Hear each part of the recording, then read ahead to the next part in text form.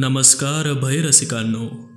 काय होईल जेव्हा एका नावाजलेल्या भयकथा लेखकाचा एका सैतानी वाड्यात प्रवेश होईल? भयानक आहे ना? कथेचे नाव आहे सैतानी पडछाया आणि कथेचे लेखक आहेत दीपक पाटील. श्रद्धादीप सरांचे भय साहित्य वाचकांसाठी एक पर्वणीच असते. कथा पूर्ण ऐका आणि हो, समीक्षण करायला विसरू नका.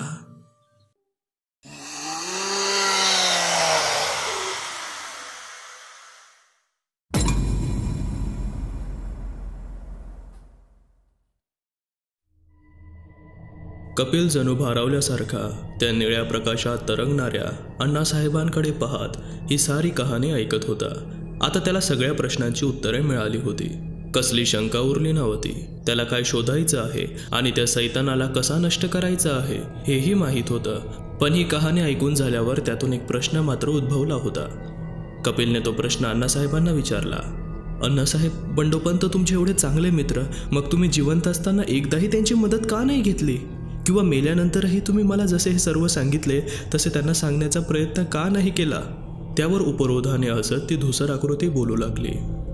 अरे पोरा, जिवंत असताना मी धनाच्या लालसेने पूर्ण आंधळा झालो होतो.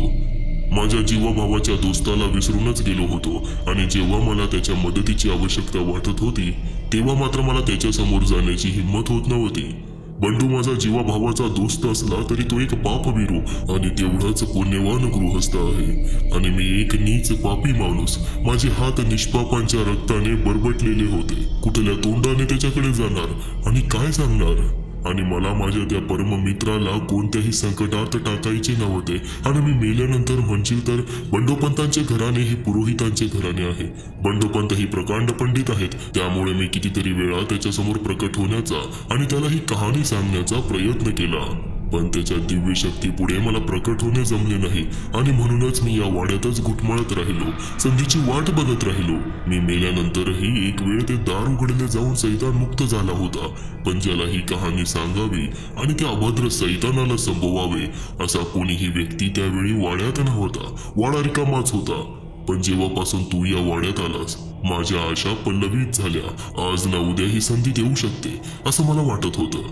तुला जी बाई आणि मुली दिसत होत्या ते प्रेतात्मे आजही या वाड्याभोवती घुटमळत आहेत. ते प्रेतात्मे तुला त्रास देण्यासाठी आले नव्हते. तुला इथल्या सैतानाबद्दल सावध करून तू इथून निघून जावे यासाठी आले होते. त्या 2 मुली आणि बाईचा बळी दिल्यानंतर जळलेले काही हाडांचे तुकडे आम्ही विहिरीतील पाण्यात टाकले. म्हणजेच ते पंचतत्वातील एका तत्वात विलीन झाले. परंतु त्यांची काही हाडे अजूनही त्या गाठोड्यात आहेत. म्हणूनच ते प्रेतात्मे अजूनही मुक्त होऊ शकले नाहीत. त्या गाठोड्याला अग्निदेवतेच्या स्वाधीन केल्यानंतर त्या सैतानासोबत त्या प्रेतात्म्यांनाही मुक्ती मिळेल आणि 30 वर्षे या वाड्यात खितपत पडलेल्या माझ्या नीच आत्म्यालाही मुक्ती मिळेल. हीच संधी आहे पुरा. ही संधी दवडू नकोस. मी एक प्रेतात्मा आहे. या भौतिक जगात मी कोणतीही ढवळाढवळ करू शकत नाही आणि म्हणून मला तुझी गरज आहे. तूच हे कार्य करू शकतोस. तो सैतान अजूनही वाड्यामागील जंगलात आहे. तुला घाई करावी लागेल. मला स्वतःला प्रकट करण्यासाठी माझी खूप ऊर्जा खर्च करावी लागली आहे. त्यामुळे मी आता पुन्हा प्रकट होऊ शकणार नाही किंवा तुला काही मदतही करू शकणार नाही. जे काही करायचं आहे ते तुला स्वतःलाच करायचं आहे. स्वतःची काळजी घे. काळजीपूर्वक पाऊल उचल. तो सैतान जितका हिंस्त्र आहे तितकाच तो कपटी आणि पाताळ यंत्री आहे. तेव्हा सावध पाऊले उचल. येतो मी. आणि आता वरांड्यातील तो धुरकट निळा प्रकाश हळूहळू अधिकच धुसर होत चालला. अण्णासाहेब दिसेनासे झाले. तो निळा प्रकाश हळूहळू समेटला जाऊन एका छोट्याशा तरंगणाऱ्या निळ्या गोळ्यात जमा झाला आणि तो निळा गोळा गायब होऊन वरांड्यात पुन्हा मिट्ट काळोख पसरला. कपिलने खोलीचा दरवाजा बंद केला. तो आत येऊन पलंगावर बसला. अण्णासाहेबांच्या कहाणीने तो व्यथित झाला होता आणि आश्चर्यचकितही. अण्णासाहेब खरं सांगत होते. माणसाचा लोभ खरा सैतान आहे. या अनिष्ट प्रवृत्तीने मनात घर केल्यावर त्याचा किती भयानक परिणाम होतो हे कपिलला जाणवले होते. त्याने घड्याळ पाहिले. रात्रीचे 2 वाजत आले होते. पण गुरगुर अजूनही जंगलाच्या दिशेने येत होती. म्हणजे तो सैतान जंगलातच होता, गावात गेला नव्हता. हे कळाल्यावर कपिलला थोडे बरे वाटले आणि तो पलंगावर पडून पेंगू लागला. त्याला कधी झोप लागली समजले नाही. सखारामने चिडूनच पलंगावरील निजलेल्या बंडोपंतांच्या हातातून ती लाल वही हिसकावून घेतली. तसे बंडोपंत खवळले. सखाराम, काय करतोयस? आण ती वही इकडे. मला थांबून चालणार नाही. तो सैतान कधीही गावावर धडकू शकतो. आण ती वही. पंतांचा आवाज भलताच क्षीण झाला होता. त्यांचा घसाही बसला असावा, पण आवाजातली जरब मात्र कायम होती. सखाराम पंतांना शांत करत बोलला, मालक वाईचं थांबा, जरा आराम द्या की तोंडाला. रातभर ते मंत्र बडबडत हायसा, तब्येत ठीक नाही तुमची. सखारामच्या त्या वागण्यामागे आपल्या मालकाबद्दल असलेले प्रेम आणि त्यांच्या तब्येतीची चिंता होती. बंडोपंत मात्र पूर्ण रात्रभर एक क्षणही झोपले नव्हते. पलंगावर पडून ती लाल वही हातात घेऊन पंत रात्रभर आपल्या क्षीण आवाजात रक्षानुष्ठान म्हणत होते. त्यामुळे त्यांचा घसा बसला होता. पण रात्रभर चालू असलेल्या त्या मंत्रपठणाने जंगलातला तो सैतान गावात यायला धजला नव्हता. जरी पंतांचा आवाज क्षीण असला तरी रक्षानुष्ठानातील त्या दिव्य मंत्राच्या ताकदीपुढे सैतान टिकू शकत नव्हता. रात्री एकदा गावात यायला निघाल्यावर त्या सैतानाला ते मंत्रपठण अधिकाधिक स्पष्ट ऐकू येत असल्याने तो रात्रभर त्या जंगलातच राहिला होता. पंतांनी या अवस्थेतही रात्रभर जागून आपल्या गावची रक्षा केली होती. पण आता त्यांचा आवाज फारच क्षीण झाला होता. आपल्या मालकाची ती अवस्था बघून सखारामने चिडून ती लाल वही त्यांच्या हातातून काढून घेतली होती. पण आता ते रक्षानुष्ठानाचे मंत्रपठण बंद झाल्याने सैतान गावात येण्याचा धोका वाढला होता आणि म्हणूनच पंत चिडले होते. तिकडे वाड्यात कपिल केव्हाच जागा झाला होता. डोळे उघडल्या उघडल्या त्याने कानोसा घेतला. सैतानी गुरगुर अजूनही जंगलाच्या दिशेने येत होती. ते पाहून त्याला हायसे वाटले, पण खोलीतून बाहेर पडायची त्याची हिंमत होत नव्हती. तो खूप वेळ त्या पलंगावरच पडून राहिला. रात्रीच्या त्या अण्णासाहेबांच्या प्रकटीकरणबद्दल आणि त्या वाड्याच्या रक्तरंजित इतिहासाबद्दल तो विचार करत होता. किती अभद्र घडले आहे या वाड्यात. कोणाच्याही काळजाचा थरकाप उडेल असं.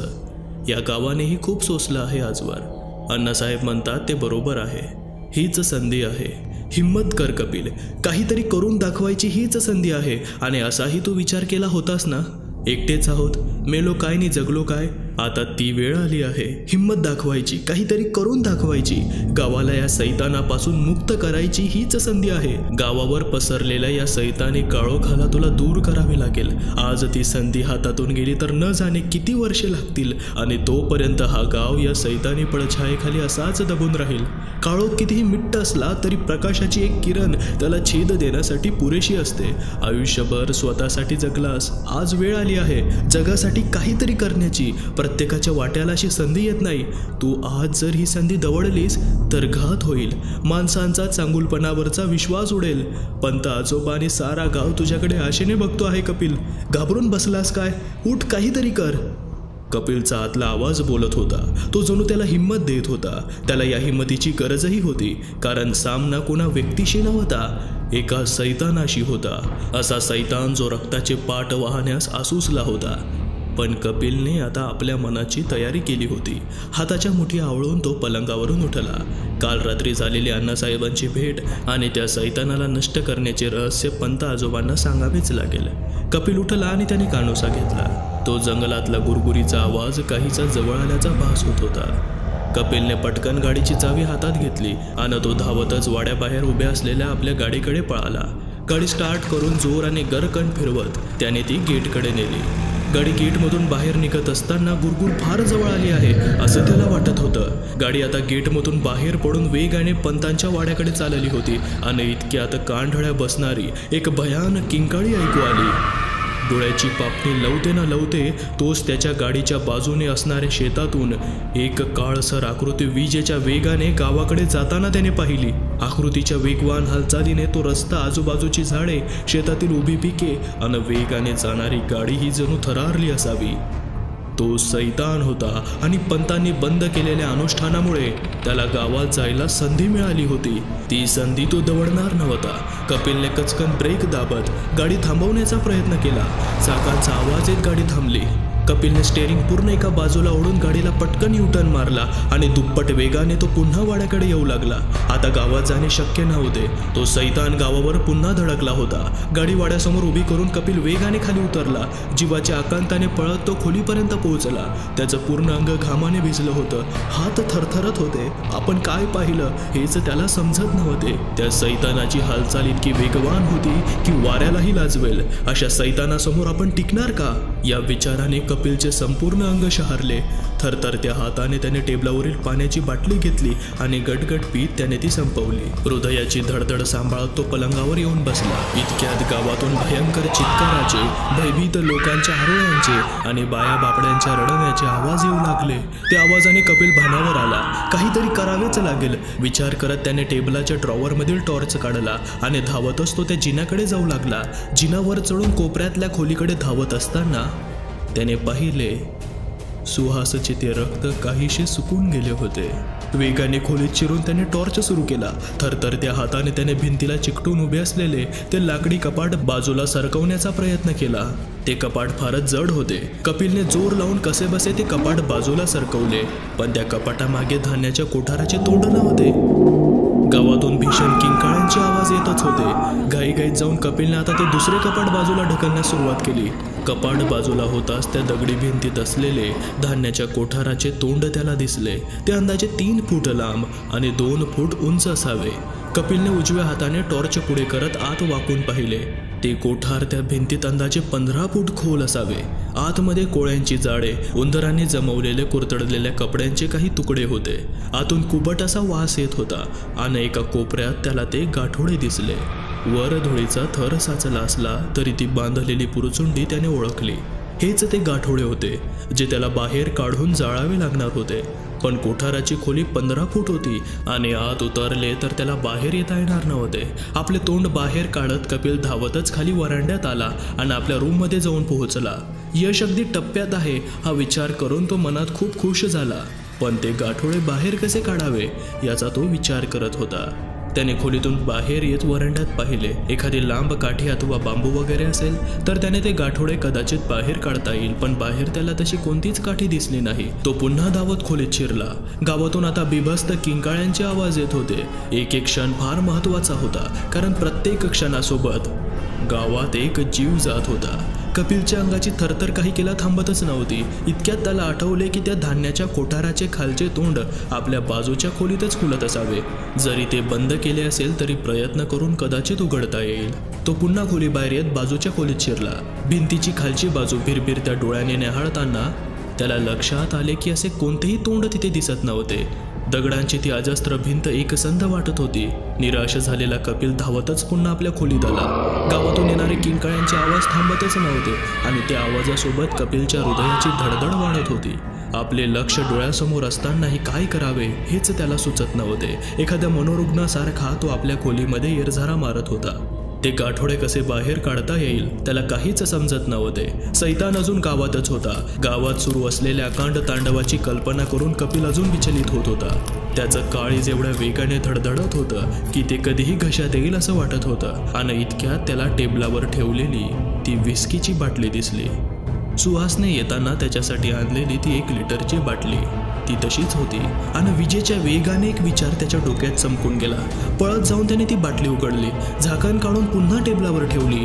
बाजूला पडलेला एक टी-शर्ट उचलला आणि टेबलावरील विजेच्या दिव्यावर पटापट गुंडाळला. एक जोरात हिसका देऊन त्याने ती दिव्याची वायर ओढली आणि थरथरत्या हाताने त्याने ती विस्कीची बाटली उचलून अर्धी बाटली दिव्यावर गुंडाळलेल्या टी-शर्टवर रिकामी केली.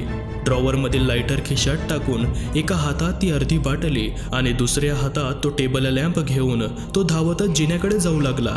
इकडे गावात हैदोस माजवलेल्या त्या सैतानाचे तलवारीसारखे चालणारे हात अचानक थांबले. त्या पाताळ यंत्री सैतानाला जणू आपला काळ बनवून त्या अंधाऱ्या खोलीकडे जाणाऱ्या कपिलची चाहूल लागली असावी. एक भयंकर किंकाळी मारत तो सैतान करकन मागे वळला. आता त्याचा रोख अण्णांच्या वाड्याच्या दिशेने होता. पुढच्या काही सेकंदातच त्याने अर्धे अंतर पार केले. रुद्रगर्जना करत वाऱ्याच्या वेगाने तो वाड्याकडे निघाला होता. कपिल धावतच जिना चढून वर जाईपर्यंत तो अजस्त्र सैतान वाड्याच्या गेटवरून उडी मारून अंगणात आला होता. कपिलने धावतच खोलीत शिरून कोठाराचे ते तोंड गाठले. अंगणात 2 क्षण थपकून कानोसा घेणाऱ्या त्या सैतानाला खोलीत पोहोचलेल्या कपिलची जाणीव झाली असावी. आपले दात विचकत मोठ्याने गुरगुर करत तो आता वाड्याच्या मुख्य दरवाजाकडे झेपावला.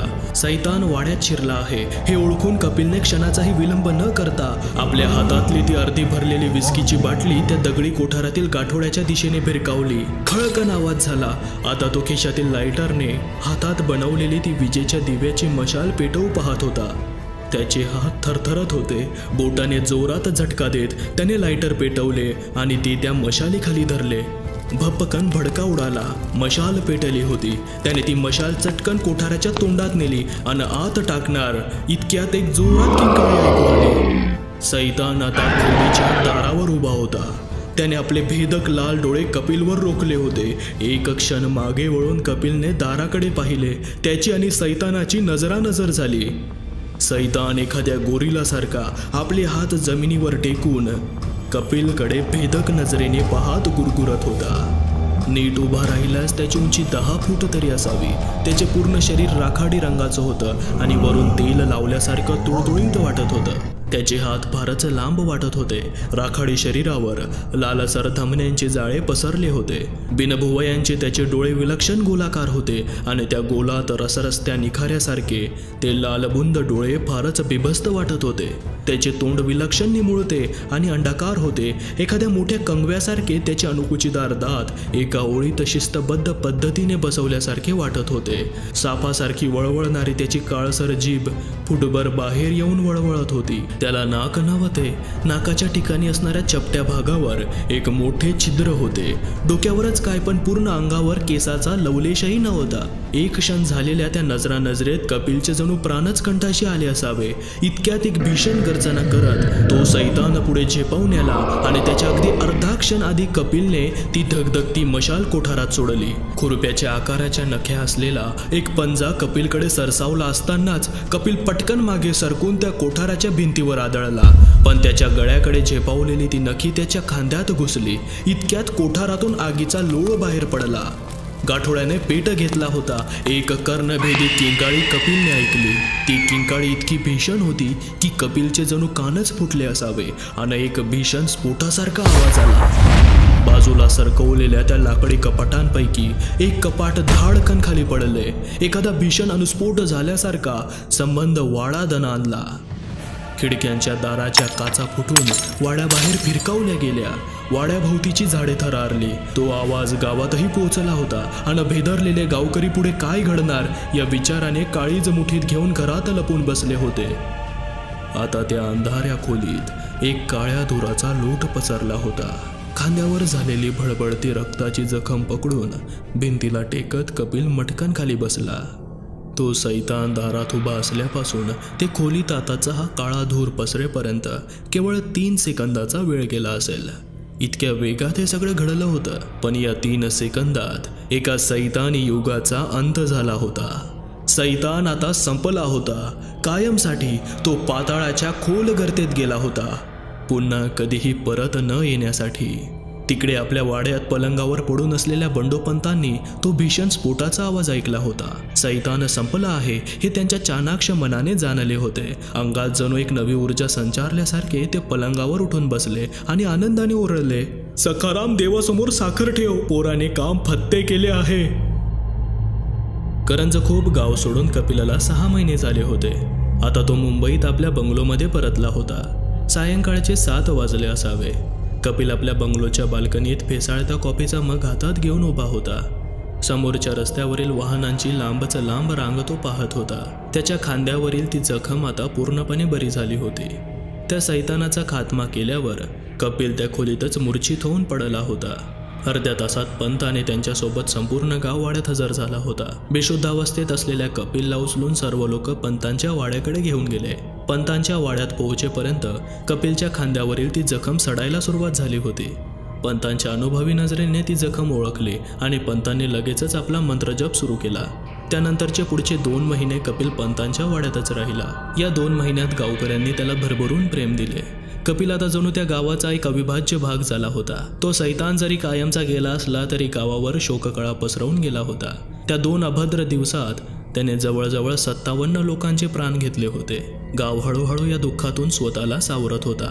पण संकट पूर्णपणे टळल्याचा आनंदही तितकाच होता. आणि अचानक कपिलला त्या सैतानी वाड्यात असताना लिहित असलेल्या आपल्या अर्धवट कादंबरीची आठवण झाली. तो बाल्कनीतून बेडरूम मध्ये आला आणि त्याने ती टिपणे बाहेर काढली. पण ती कहाणी पुढे लिहावी असे त्याला वाटत नव्हते. काही क्षण विचार करून तो उठला आणि आपल्या लेखनाच्या खोलीमध्ये गेला. बाजूला असलेल्या कोऱ्या कागदांचा गठ्ठा हाताशी घेत त्याने नवीन कादंबरी लिहायला सुरुवात केली. कादंबरीचे नाव होते पडछाया. मित्रांनो, ही कथा तुम्हाला आवडली असेल अशी आम्ही आशा करतो. ही कथा आपल्या चॅनलवर प्रस्तुत करू दिल्याबद्दल कथेचे लेखक दीपक पाटील सर यांचे आपल्या सर्व भैरसिकांकडून आभार. आणि तुम्हा श्रोत्यांचे सुद्धा आभार की तुम्ही अगदी न चुकता कथेचे भाग ऐकले. कथेचे समीक्षण नक्की करा. तुम्हाला कथा कशी वाटली हे सविस्तर कमेंट करा, जेणेकरून लेखकांना व आम्हाला सुद्धा कामाचे समाधान मिळेल. भेटूया पुढील अशाच एका दर्जेदार कथेत. तोवर काळजी घ्या. अगोदर